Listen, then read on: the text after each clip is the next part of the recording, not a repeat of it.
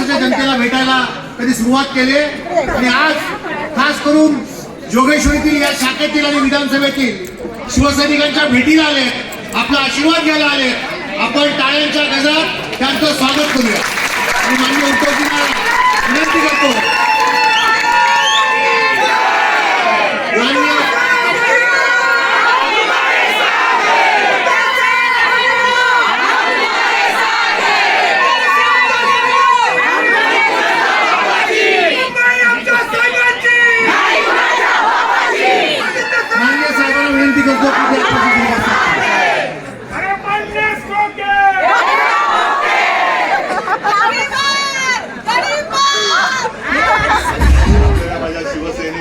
बांधवांनो, भगिनी माता, मी मुद्दा मुंबईमध्ये आणि राज्यभर फिरतोय, पाहतोय तुम्ही जागे आहात की नाही.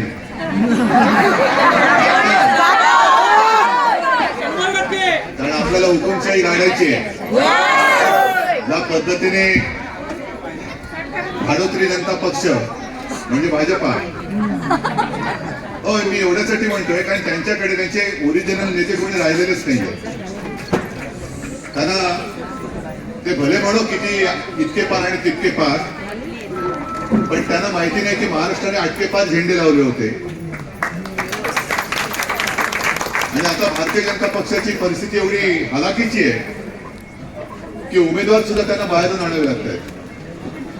गेले 2-4 दिवस जो एक विषय मी संपूर्ण महाराष्ट्रासमोर मांडतोय तो म्हणजे की 4-5 दिवसापूर्वी भारतीय जनता पक्षाची पहिली 195 उमेदवारांची यादी जाहीर झाली आणि त्या यादीमध्ये मोदीजींचं नाव आहे, अमित शहांचं नाव आहे आणि ज्याच्यावरती बेहिशोबी मालमत्ता जमा केली म्हणून भारतीय जनता पक्षच बेंबीच्या देठापासून बोंबलत होता त्या कृपाशंकर सिंहांचं पण नाव आहे, मात्र गडकरींचं नाव नाहीये.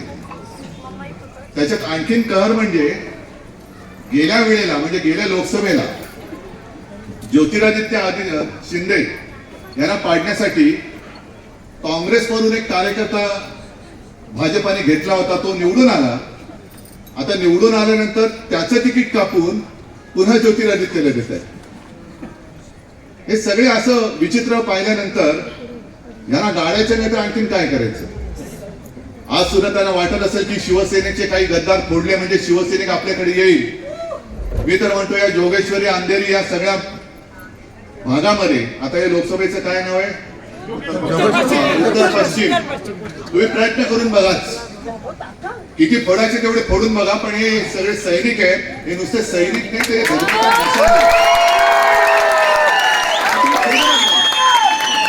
किती फोडतात फोडा. चला, माझं आव्हान आहे, जे गद्दार आहेत ते फुटतील, पण ते निष्ठावान आहेत ते कसे फुटतात.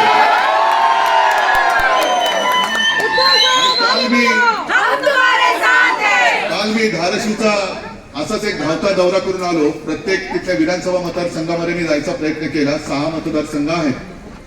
आता या 2 दिवसानंतर मी यवतमाळ, वाशिमला जाणार.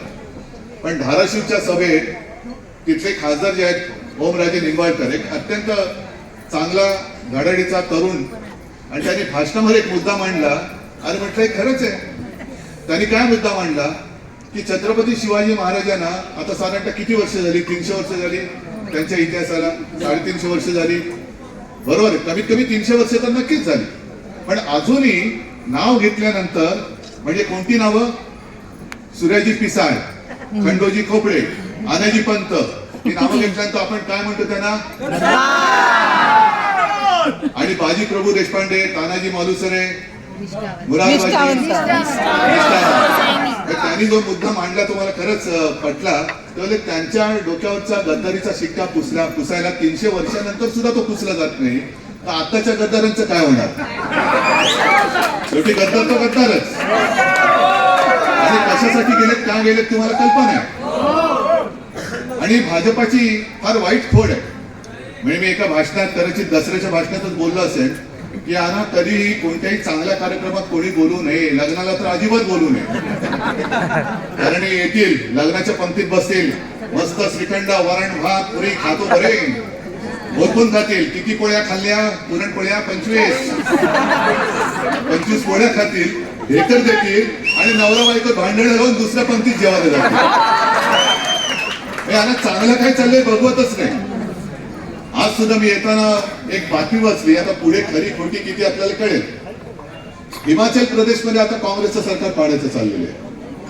चंदीगडमध्ये साधी महापौर निवडणूक होती, महापौर इकडे तर निवडणूकच घेत नाहीये. महापौर निवडणुकीमध्ये सुद्धा म्हणजे महापौर पण दुसऱ्या पक्षाचा असता का म्हणे, तो जिंकला तरी सुद्धा त्याला कसा पाडायचा.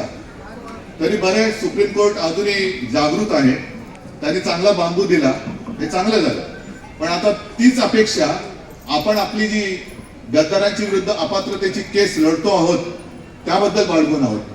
कारण कालच सुप्रीम कोर्टाने चांगले ताशेरे मारलेत. आणि लवाद म्हणजे कोण? लबाड. अगदी नाव घेऊन बोलतो तो नार्वेकर. आता असं ऐकलंय की लोकसभेची निवडणूक तो भाजपच्या उमेदवारीवरती लढणार आहे, पक्षावर, चिन्हावरती. मग मला सांगा, जसं बंगालमध्ये एक न्यायमूर्ती गंगोपाध्याय, ते न्यायमूर्ती होते, त्यांनी राजीनामा दिला, भाजपात प्रवेश केला आणि आता ते तिकडनं निवडणूक लढतायत. हे एवढ्यावरती थांबत नाही. गंगोपाध्याय बोलले ते फार महत्वाचे आहे की गेले काही दिवस भाजपा त्यांच्या संपर्कात होता, ते भाजपच्या संपर्कात होते. मग त्या काळामध्ये त्यांनी जे निर्णय दिले तृणमूल काँग्रेसच्या विरुद्ध, कारण राजीनामा दिल्यानंतर त्यांनी तृणमूलवरती म्हणजे ममता दिदींवरती आगपाखड करायला सुरुवात केली.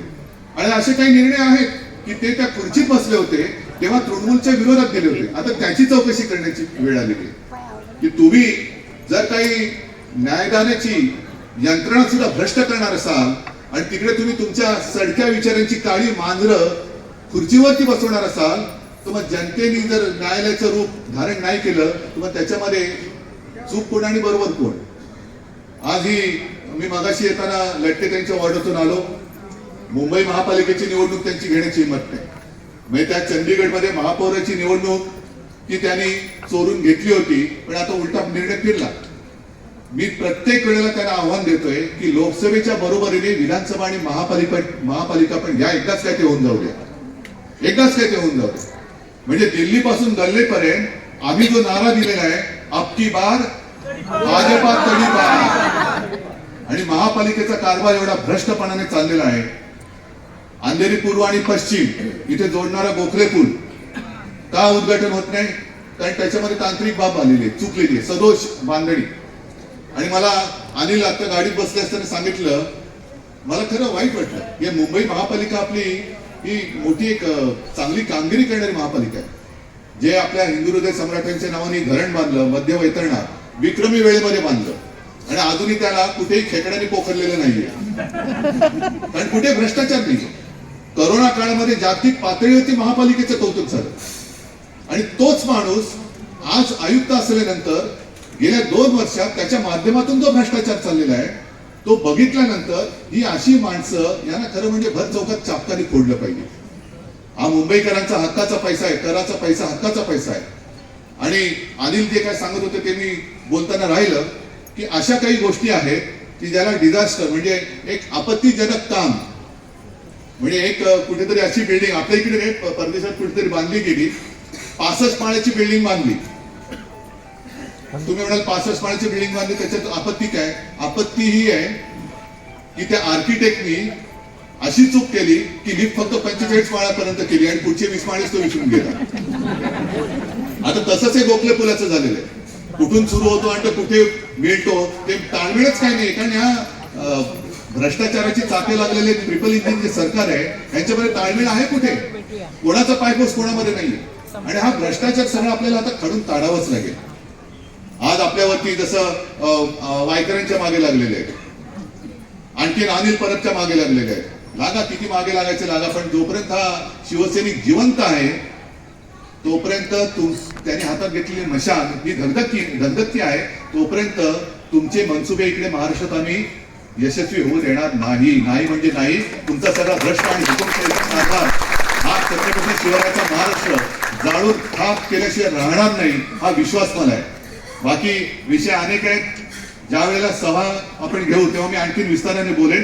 पण तुम्ही नुसती आता माणसं म्हणून राहणार नाही, तर तुमच्या मनामध्ये जे शिवसेना प्रमुखांनी बीज पेरलं, मराठी माणसाच्या न्याय हक्कासाठी लढणारी शिवसेना आणि हिंदुत्वाच्या रक्षणासाठी लढणारी शिवसेना ही नुसती शिवसेना संघटना नाही, तर ही धगधगती मशाल आहे. त्या मशाली आता मला पेटलेल्या पाहिजे आणि या मशाली अशा पेटल्या पाहिजे की जसं अंधेरीच्या त्या पोटनिवडणुकीमध्ये गेल्या वेळेच्या आपला पक्ष फोडला होता, गद्दार फुटले होते, तरी देखील ना भाजपची ना मेंढ्याची ती निवडणूक लढण्याची हिंमत झाली नाही. एवढी धग त्या मशालीमध्ये, ती मशाल, त्या मशालीने पहिली निवडणूक आपल्याला जिंकून दिली. तीच मशाल घेऊन आज देशामध्ये जो हुकुमशाहीचा अंधकार मासतोय तो जाळून टाकण्यासाठी आता आपण मैदानात उतरलेलो आहोत. आणि मला अभिमान आहे, अनेकांना असा प्रश्न पडला होता की उद्धव ठाकरे आता काय करणार. उद्धव ठाकरे एकटा पडलेला आहे, पक्ष काढला, नाव चिन्ह काढलं, पण उद्धव ठाकरे आज नवे महाराष्ट्रभर पसरलेला आहे. ही उद्धव ठाकरेची कुटुंबीय आहे आणि यांच्या मनात उद्धव ठाकरे तुम्ही काढून टाकता. आता प्रचाराला मला इकडे येण्याची काय गरज आहे असं मला वाटत नाही. आणि उमेदवार सुद्धा मी तुम्हाला दिलेला आहे. काय?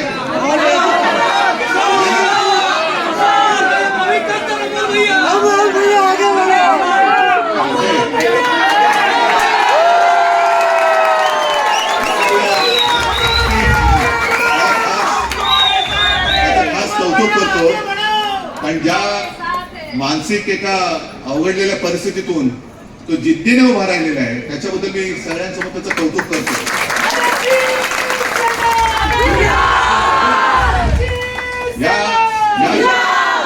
या परिस्थितीमध्ये जो शरण जाईल तो उद्ध्वस्त होईल, जो जिंकेल. ही सगळी मर्दांची फौज आहे आणि या फौजेचा मर्दपणा आज सुद्धा कायम आहे आणि तोच उद्याचा विजय मिळवून दिल्याशिवाय राहणार नाही ही अपेक्षा आणि विश्वास व्यक्त करतो. धन्यवाद. जय हिंद, जय महाराष्ट्र.